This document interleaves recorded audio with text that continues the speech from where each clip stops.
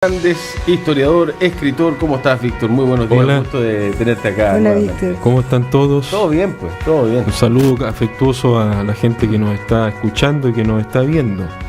Y muchas gracias a la gente también que quizás no nos logra acompañar el sábado, pero después ve la conversación con Víctor Hernández a través de nuestras plataformas digitales en Facebook, en YouTube, y van así las visitas. Así las visitas. Qué así lindo, que la gente qué interesada bonito. con la historia, pues sí, eso es muy interesante, pues, Víctor. Sí, por supuesto. Y lo hemos dicho aquí y en otras partes, por supuesto, también, de que aquí en Magallanes la historia es... yo creo que no se va a terminar nunca de escribirla, reescribirla, descubrirla, porque en cada rincón, en cada callejón, en cada calle existe Hay una algo. historia que, claro, que no se ha ido contado, no se ha contado, no se ha dicho, o se ha dicho a media. Por ejemplo, recojo las inquietudes de algunos amigos que me han planteado, bueno, cómo no se hace o no se posiciona o no se dice los nombres de antiguas calles, Por ejemplo. ¿no? Hay un libro de un profesor Aniceto Obando, Ya. Giner,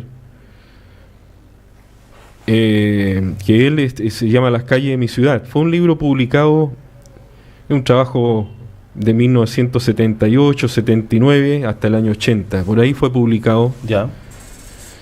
Y recoge lo que era el Punta Arenas hasta 1979-80. Ok, Pero ok. imagínate todo lo que falta por rehacer.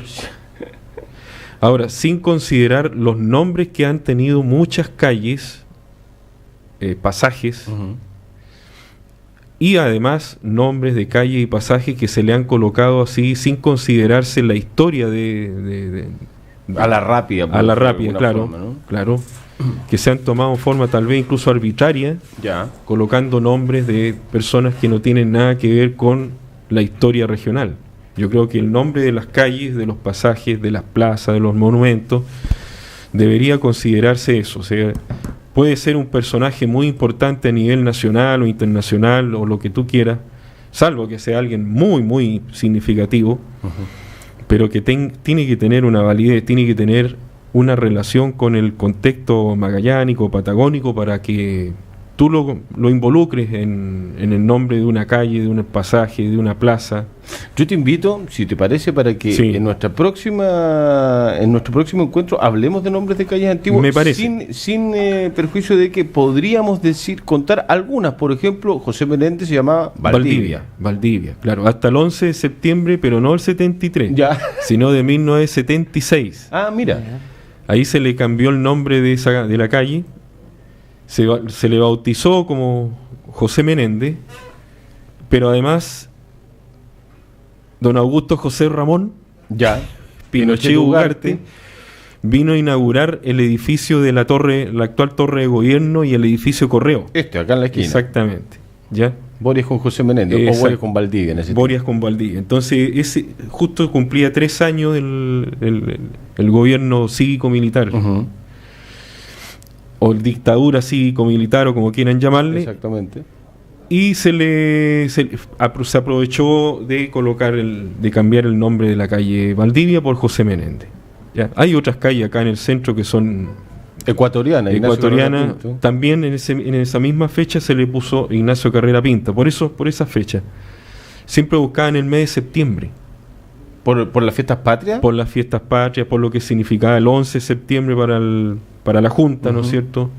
Septiembre, que es un mes que, si tú lo revisas a nivel desde la época el 11 de septiembre de 1541, Michimalonco destruyó la ciudad de Santiago, Exactamente. lo que era Santiago. El 11 de septiembre está marcado a fuego en la historia de Chile, ¿no? Y yo del mundo, ¿ah? Y del Curioso. mundo. Y del mundo.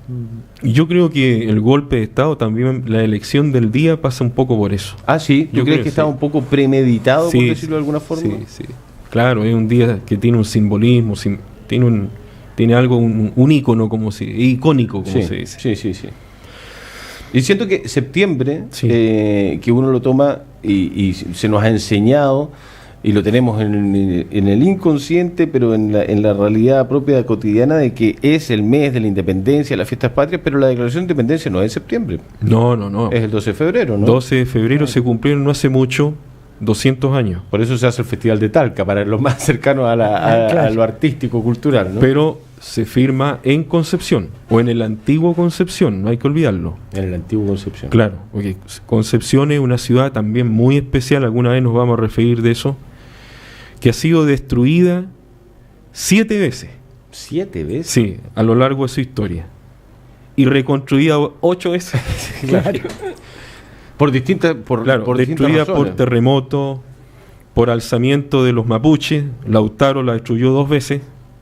Nada más, que no le bastó una. 2 veces. La antigua Concepción es donde hoy día se encuentra Penco. Claro. ¿Eh?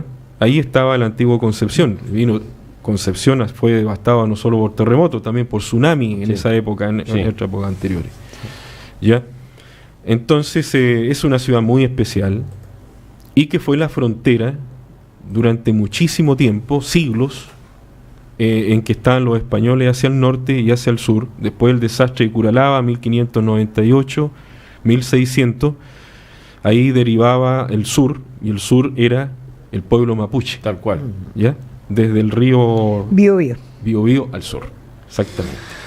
¿Qué otra calle acá al centro? A ver, bueno, una calle histórica, la antigua calle Progreso. Progreso, ¿cuál era Progreso? Progreso, lo que hoy día se llama Croacia.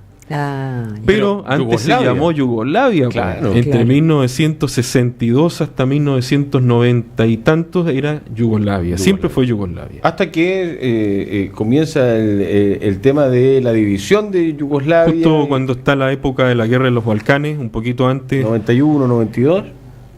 El 24 de junio de 1991, Croacia se declara su independencia de Yugoslavia. Y ahí, acá los croatas, o los de residentes, los descendientes de croatas, tomaron partido fuertemente por sintonizando obviamente con esta medida, y ahí aparece Vicente Karelowicz. Ya. Cuando es elegido diputado, sí. Una de sus primeras mociones en el Parlamento fue pedir que se cambie el nombre de la calle Yugoslavia por Pero Croacia. Yugoslavia, ¿desde qué tiempo se había llamado Yugoslavia? Porque esa calle se llamaba Progreso. Claro, del año 1961-62, o sea, fue una moción de Carlos González Yaxi cuando era diputado. Ya. No, perdón, era regidor. Ya. Regidor, se le llamaba antiguamente a los que hoy día se conocen como concejales. Como concejales municipales. Siendo alcalde Ernesto Guajardo Gómez. Entonces, consiguen cambiarle el nombre Progreso por Yugoslavia. No fue fácil porque en ese momento Guajardo Gómez estaba trabajando la idea de hacer la diagonal Don Bosco. Ya, ok. Hay un periodista que cuenta eso, Francisco Panchito Eterovich. Sí, cuenta eso. Saludos para Pancho Eterovich. Sí, exactamente, cuenta eso, los detalles. Diagonal Don Bosco, que ahí a mano derecha, donde está el Servicentro Zanetti, hoy en día, ahí estaba el hospital. El antiguo hospital. El antiguo hospital. Que se quemó. Que es el edificio que está destruido. Lo que va quedando. Que se quemó en el invierno de 1968 y que después es el hospital naval actual, 1971, inaugurado cuando viene don Fidel Castro. No, ese es muy buen dato, que lo inaugura en su visita Salvador Allende con Fidel Castro, inaugura el Hospital de las Fuerzas Armadas, conocido correcto. como Hospital Naval, pero el Hospital de las Fuerzas Armadas. Y además que Fidel Castro y Allende entregan, esto también interesante, el edificio Ramón Cañas Montalva, el salón de la casa de los oficiales, acá que está en José Menéndez. Ya. Que se lo habían expropiado la explotadora con el gobierno de Eduardo Frei Montalva y después eso pasó a mano del Estado. Hablamos del edificio que está al lado del ex CIA, ¿no? El ex CIA, claro. Exactamente, el hotel Cañas Montalva.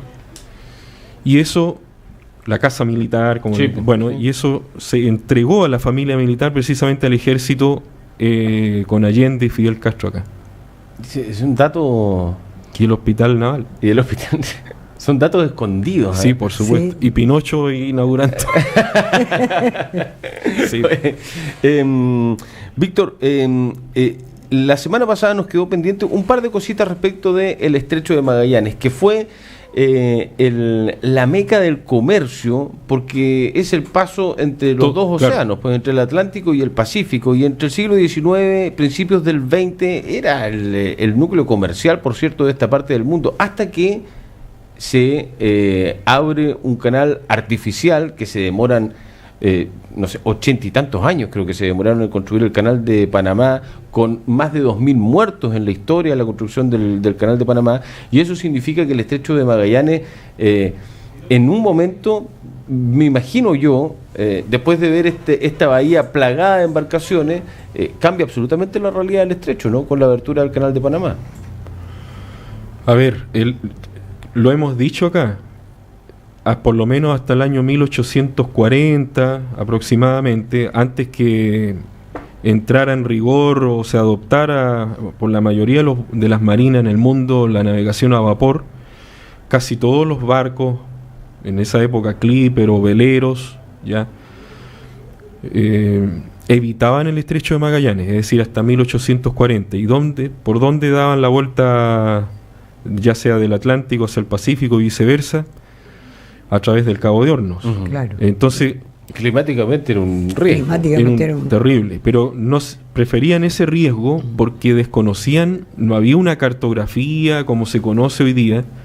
Acuérdate que Fitzroy y todo, Darwin, Bougainville y todos los que vinieron pasaron ¿cuándo? Entre la década de 1830 y 1840. Uh-huh. ¿Ya? La goleta Ancud llega después de 1843, 1843 en adelante, después se convierte en un buque de estación acá. Entonces, esto del furor, que como dices tú, del estrecho de Magallanes, yo creo que tiene una etapa de tiempo bien definido. Podríamos llamarlo desde el año 1867, ya, cuando el presidente José Joaquín Pérez decreta la ley de Puerto Libre, también hemos hablado de eso. Sí, claro. Y que eso llega hasta el año 1912, cuando se establece la aduana acá, lo que termina con este puerto libre, pero fundamentalmente cuando, como dicen ustedes, cuando se abre el canal de Panamá y se inaugura ya en agosto de 1914. Entonces podemos hablar de que hubo un apogeo, un boom, donde las naves de distintas nacionalidades surcaron el estrecho de Magallanes, es en el periodo entre 1868 a 1914, o sea, estamos hablando de 50, 60 años. 45 años. Ya, 50 años. Ya. Yo creo que no más que eso. Ese fue el pic durante 50 claro, años del estrecho de Magallanes. Por supuesto que sí. No hay ninguna duda de eso. Ya todos los buques del mundo prácticamente pasaban por el estrecho de Magallanes. Ya, pero tú das un dato súper importante ahí, porque el declive comercial en ese momento, cuestión que después va a ir variando y podemos hablar más adelante de la Antártica y cómo es el mercado hoy día naviero, que es absolutamente distinto a lo que pasaba hace 100 años, más o menos, porque sí, estamos hablando de 100 años de diferencia. Una cosa es obviamente la abertura del canal de Panamá, pero una segunda cosa es el término del Puerto Libre, me imagino yo. Claro, el Puerto Libre termina incluso un poco antes. Quedan estos llamados resquicios legales que permiten de que haya determinados productos que llegan acá. Esto siempre fue considerado zona extrema, que necesitaba una política especial del gobierno para su atención. Siempre fue así. Más allá de todos los recortes que se le hicieron al Puerto Libre de esa época. Sabemos que lo del Puerto Libre, esta idea en los antiguos vecinos siempre estuvo presente de recuperarlo. Y ya después de lo que es la Segunda Guerra Mundial, cuando hay un encarecimiento de los productos a nivel mundial, producto de la carestía, producto de que Europa estaba devastada por la guerra, sí, ¿ya? Bueno, eso afecta indudablemente acá, a Magallanes. Entonces los antiguos vecinos, la municipalidad de la época tuvo un papel preponderante en esto, consiguen a través de una moción que presentó don Jorge Suitanich Simunovich, ya, respaldado por Alfredo Hernández Barrientos, que en ese entonces era diputado por Magallanes, un hombre más bien un radical de derecha con un socialista antiguo como es Alfredo Hernández Barrientos. Se juntaron y desarrollaron este proyecto. Suitanich en la municipalidad tuvo el apoyo de Guajardo, de Armando Barría Triviño, de otros regidores antiguos, Natalio Bersovich también, ya, un hombre del partido regionalista antiguo, y Suitanich de los radicales, con Barría, Triviño, René Lillo González, un agrario laborista, defensor del gobierno de antiguo de Carlos Ibáñez del Campo. ¿Me repites el año, Víctor, de qué año estamos hablando o qué época aproximadamente? 1953, Okay. 1956. Okay. 53 es la fecha inicial. ¿Por qué?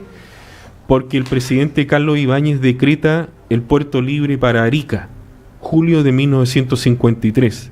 Entonces, la experiencia de Arica la retoman los regidores de la época acá, comienzan a hacer un petitorio regional, primero, que después se convierte en que estos regidores junto con los parlamentarios viajan continuamente a Santiago, y Hernández Barrientos era el diputado, entonces lo comisionan a él en el Parlamento y él consigue aunar voluntades, y finalmente ya a fines del 55 el proyecto de ley está siendo aprobado en la Cámara de Diputados.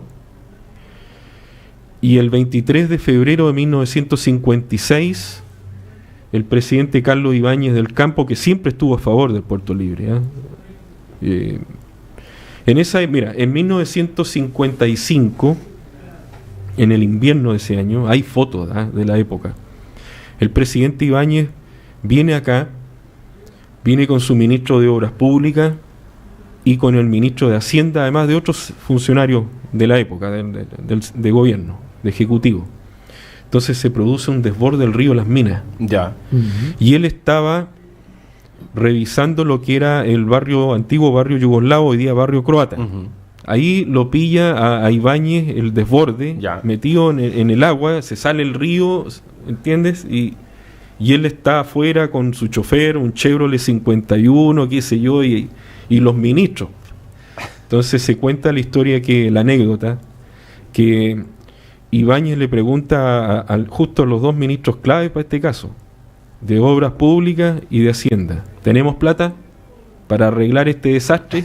Y obviamente no le podían decir que no. Decir, No, o sea, al presidente nunca se le dice que no. Pues. Ibáñez estaba con el barro casi hasta media pierna. Entonces se toma la decisión de canalizar el río de Las Minas. Año 55. 55 para que el año 56 o 57. Ahora, Ibáñez venía por otro motivo. Venía para ver cómo estaba el avance de la construcción del aeropuerto de Chabunco, Ya. que después se le llamó Carlos Ibáñez del Campo. Ya. La primera pista que fue inaugurada el año 56. Ya, perfecto. Entonces él viene después al año siguiente y nuevamente hay un desborde. Al año siguiente, Otra vez. estaban haciendo los trabajos ya de la canalización del río de Las Minas. Claro, entonces él consigue, ¿no es cierto?, inyectarle más recursos para que esa canalización se concrete lo más rápido posible. Ya él vino en mayo del 56, venía periódicamente. Ya. Entonces a Ibáñez se le reconoce la canalización del río Las Minas, el aeropuerto de Chabunco, Sí. Carlos Ibáñez del Campo, Sí. y por supuesto él apuró lo de la ley de Puerto Libre, que es la ley 12.008. Así se llama. Ley número 12.008, la ley de ¿Y Puerto que se Libre. hace oficial el año 56, Víctor? El 23 de febrero y al mes siguiente entra en vigor. Al mes siguiente. Al mes entendido. siguiente. El 23 de marzo del 56. Porque dos cosas. Uno, muy cortito.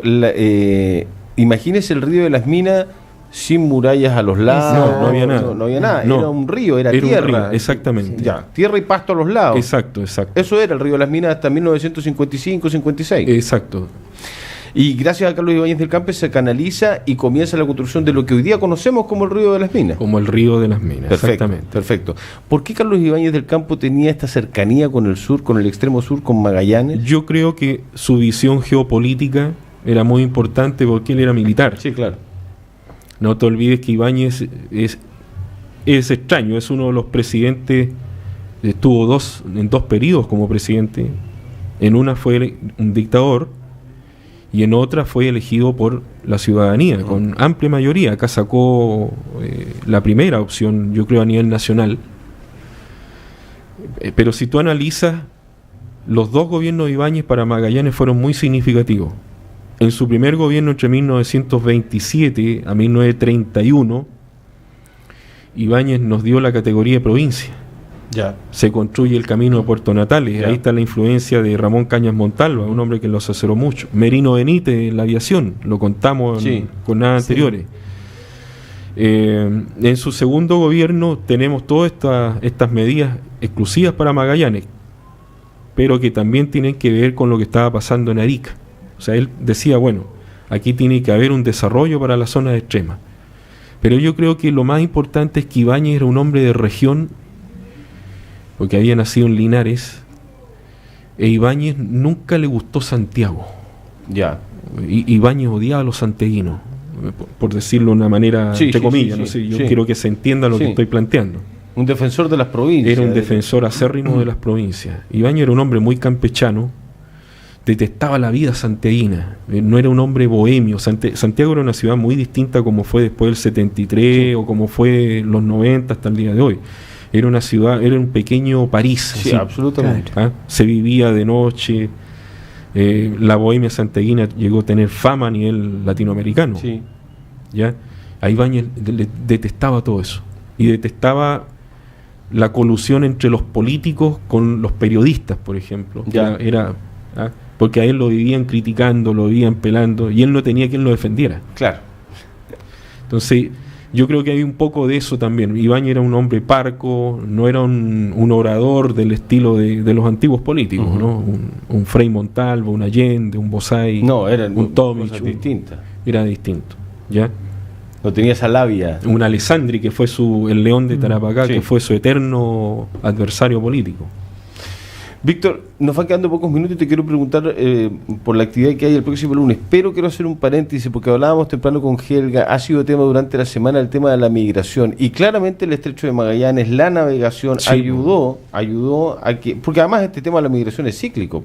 Sí, Sí. Esta tierra se construye gracias a migrantes también, Sí, por ¿no? supuesto.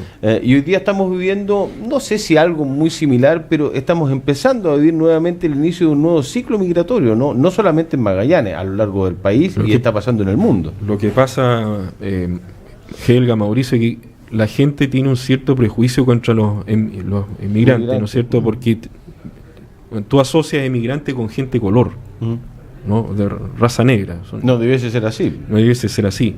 Pero no nos debe asustar porque negro siempre hubo acá. Por ejemplo, ¿quién introdujo el box ¿En Magallanes? en Magallanes? El negro Barrington. 1898 llega acá. Fue el primer gran boxeador que hubo en Magallanes, le pegó a todo el mundo y está sepultado acá. Y era una persona de color. Negro. Y vino a pelear acá, se quedó acá fue ídolo absolutamente. Ganó título. Todo ganó. Sí, pues. La práctica del boxeo se le debe acá en Magallanes a Barrington y tal vez en la Patagonia. Ah, mira. Un dato no Sí, menor. sí, sí, Y bueno, se absolutamente. puede revisar esto en el libro del amigo El boxeo en Magallanes de José Uribe, Perfecto. dirigente deportivo del club, que si nos está viendo, nos está escuchando Uribe, profesor Uribe, maestro, si no me equivoco, tú eras del Club Deportivo Titán, así que en una de esas me mando un condoro. Si no es así, lo va a corregir. Sí, me va a Igual lo va a corregir. corregir. Ya, pero me la juego, Ya. Titán. Ya, Él pero hoy tiene- día se ve mucho más gente de color de lo que nosotros Claro. veíamos cuando éramos niños. Y antes, en el Fuerte Bulnes, llegó un negro de apellido Williams. Están las crónicas que escribió el padre Pasolini. Ya. Me tocó revisarlo, eso a propósito del libro que escribí sobre los franciscanos. Ya. Y a él los casó. Ah, mira. Entonces, uno de los primeros procesos de evangelización que hubo en la Patagonia, que realizó el padre Pasolini, lo hizo a través de este hombre de color que habría casado con una indígena.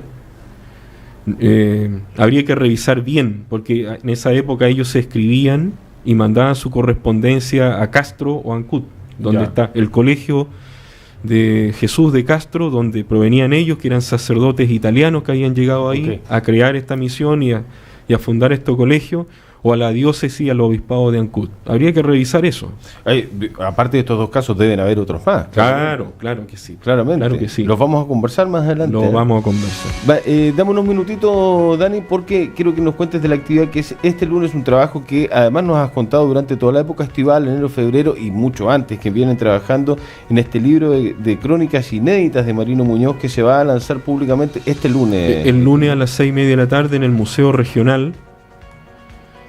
Quiero agradecer a la gente del Museo Regional, de partida al Consejo de Cultura, a través de su director, Gonzalo Bascuñán, a su gente, a la gente de la prensa austral, impagable, lo que hicieron. Tanto trabajo, claro. Sí, sobre todo la gente de taller, la gente que estuvo a cargo de la edición del libro, yo estuve con ellos, puedo dar fe de esto, se trabajó muchísimo para producir este libro de 310 páginas. Ya.